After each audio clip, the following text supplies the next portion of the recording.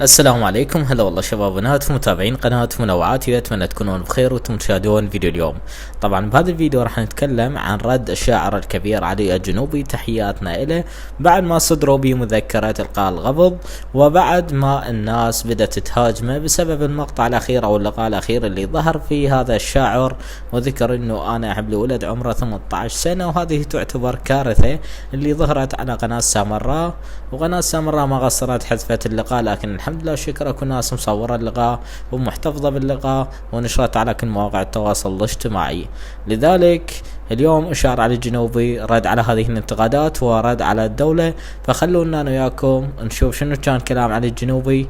ونرجع مرة ثانية نعلق على الموضوع. ما عنده أخذ تعرض بعورته قدام المجتمع، ولا تردون من الحج الشعبي بسبب مكسراتي، ولا صعد هنا وحد راح اخلي لكم، ترى ملفاتكم كلها عندي، الظاهر انتم مو مال احترام.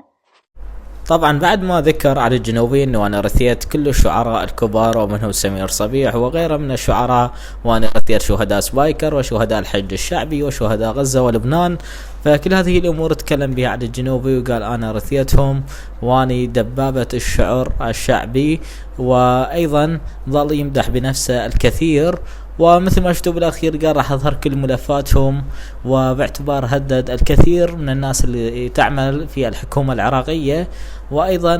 القضاء العراقي صدر بمذكرة القاء قبض وراح يتم محاسبته بحسب المحتوى الهابط، وراح يتخذون به كل الاجراءات القانونية، لان فعلا اللقاء الاخير اللي ظهر فيه علي الجنوبي هو لقاء غير مقبول، وما نسمح مثل هيك لقاءات تظهر على القنوات التلفزيونية او على اي قناة كانت او على اي صفحة في موقع التواصل الاجتماعي. اما الان وصلنا لاختام هذا الفيديو، شكرا لك شخص تابعني لهذه اللحظة، دمتم في امان الله.